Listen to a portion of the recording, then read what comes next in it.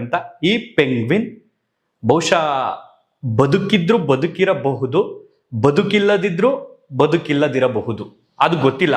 ಯಾಕಂದ್ರೆ ಆ ಒಂದು ಡಾಕ್ಯುಮೆಂಟ್ರಿಯಲ್ಲಿ ನಾವ್ ಏನ್ ಗಮನಿಸಿ ಆ ಡಾಕ್ಯುಮೆಂಟ್ರಿ ಎಂಡ್ ಆಗಿ ಬೇರೆ ಇನ್ನೊಂದು ಟಾಪಿಕ್ ಹೋಗ್ಬಿಡ್ತಾರೆ. ಸೊ ಹಾಗಾಗಿ ನಮ್ಮ ಊಹೆಗೆ ಬಿಟ್ಟಿದ್ದು ಆ ಪೆಂಗ್ವಿನ್ ಏನಾಗಿರಬಹುದು. ಸರಿ, ಸುಮಾರು ಏನಿಲ್ಲ ಅಂದ್ರೂ ಪೆಂಗ್ವಿನ್ಗಳು 17ರಿಂದ 20 ವರ್ಷ ಸರಾಸರಿ ಬದುಕ್ತವೆ ಅನ್ನುವಂಥದ್ದು ಒಂದು ಮಾಹಿತಿ.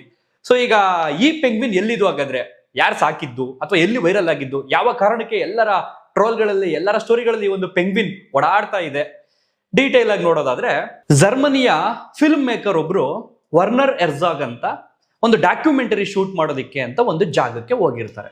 ಪ್ರೆಸೆಂಟ್ ನಾವೀಗ ಭಾರತ ದೇಶದಲ್ಲಿದ್ದೀವಿ. ಯಾವ ಖಂಡದಲ್ಲಿ ಬದುಕ್ತಾ ಇದೀವಿ ಅಂತಂದ್ರೆ ಏಷ್ಯಾ ಖಂಡ ಅಂತ ಹೇಳ್ತೀವಿ, ಕಾಂಟಿನೆಂಟ್.